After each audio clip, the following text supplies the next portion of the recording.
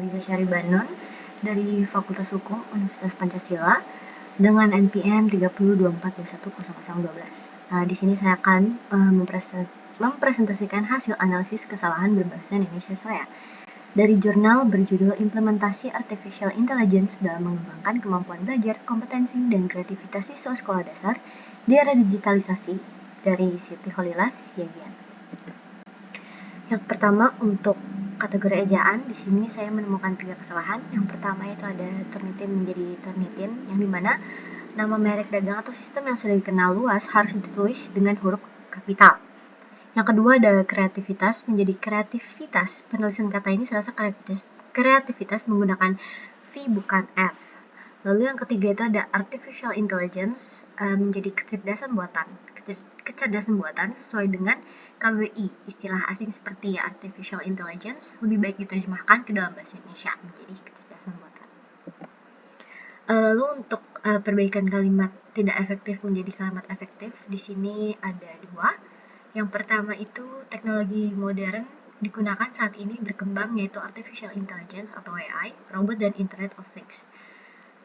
Kalimat efektifnya menjadi teknologi modern saat ini mencakup kecerdasan buatan, robot, dan Internet of Things. Yang kedua ada seorang ilmuwan komputer yaitu Profesor John McCarthy, diketahui sebagai tokoh yang memperkenalkan konsep kecerdasan buatan pada tahun 1956. Kalimat efektifnya menjadi ilmuwan komputer Profesor John McCarthy memperkenalkan konsep kecerdasan buatan pada tahun 1956. Lalu untuk paragraf di sini ada 2. Paragraf pertama ini ada artificial intelligence adalah bentuk dari puncak IT yang dapat menyatukan, mengumpulkan, dan merancang kecerdasan manusia dalam bentuk sistem. Sistem ini akan ditemukan polanya dan kemudian diaplikasikan untuk melaksanakan pekerjaan. Berawal dari perkembangan maka dapat diciptakan robot hingga hologram atau barcode canggih, sesuatu yang tidak hanya dapat mempermudah pekerjaan manusia, akan tetapi mirip dan dapat bekerja layaknya manusia normal lainnya. Para ilmuwan di bidang IT sudah seharusnya mengetahui bagaimana cara mengatur agar pemanfaatan IT tersebut berjalan maksimal dan meminimalisir dampak negatif. Pertama, mereka harus benar-benar menguasai IT secara penuh untuk melahirkan teknologi canggih. Kedua, proses mengoperasikan, manajemen, dan mendistribusikan hasil riset tersebut untuk disebarluaskan di masyarakat. Hal ini berkaitan dengan langkah pengoperasian dari AI dan kegiatan jual beli dalam bidang ekonomi. Sebuah teknologi seharusnya memberikan benefit bagi pembuatnya ataupun penemunya. Ketiga, seorang pakar IT maupun pengguna IT harus berintegritas dalam memanfaatkannya. Akhlak dan akidah yang baik akan membentengi seseorang dari pengaruh negatif penggunaan IT. Keempat, produk tersebut haruslah diolah dengan secara disiplin dan dievaluasi setiap saat agar menghasilkan produk yang memiliki kualitas baik. Untuk koreksinya di sini ada pertama kalimat topik. Kalimat topiknya itu ada di artificial intelligence adalah bentuk dari puncak IT yang dapat menyatukan, mengumpulkan, dan merancang kecerdasan manusia dalam bentuk sistem. Lalu untuk ide pengontrolnya ada pengelolaan distribusi dan pemanfaatan AI dengan integritas, disiplin, serta evaluasi yang tepat.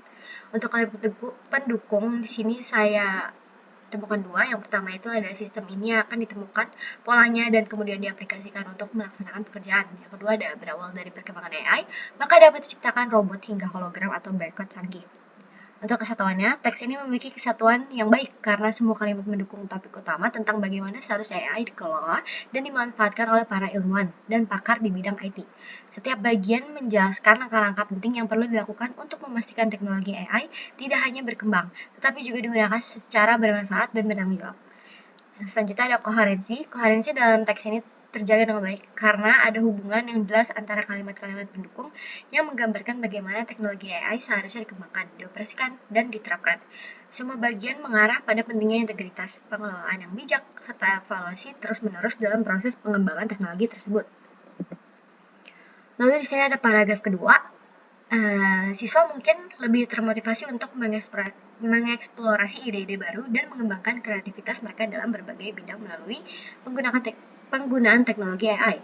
Namun, ada beberapa masalah etis dan praktis yang harus dipertimbangkan saat menggunakan teknologi AI dalam pendidikan anak usia dini. Misalnya, penting untuk mempertimbangkan masalah privasi dan keamanan data siswa, serta peran guru dalam membantu siswa menggunakan teknologi ini. Selain itu, penting untuk memastikan bahwa AI digunakan sebagai alat untuk meningkatkan pengalaman belajar siswa secara keseluruhan daripada hanya sebagai sarana untuk melakukannya.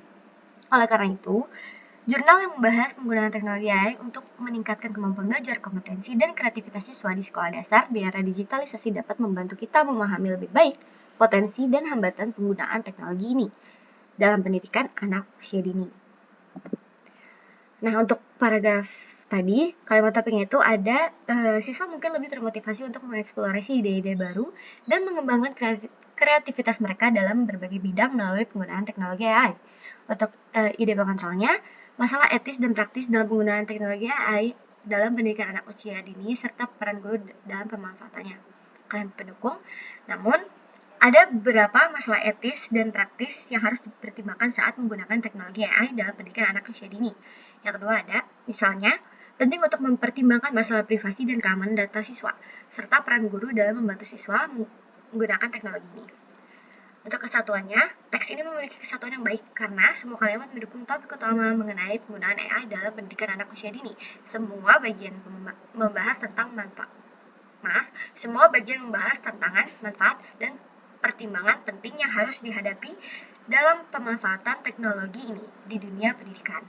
Untuk koherensinya, koherensi dalam teks ini terjaga dengan baik, karena ada hubungan yang jelas antara kalimat-kalimat yang membahas manfaat dan tantangan penggunaan AI dalam pendidikan, serta bagaimana peran guru dan masalah etis perlu diperhatikan. Semua bagian mengarah pada tujuan yang sama, yaitu memahami potensi dan hambatan penggunaan AI dalam pendidikan anak usia dini. Sekian presentasi dari saya, kurang lebihnya mohon maaf. Wassalamualaikum warahmatullahi wabarakatuh.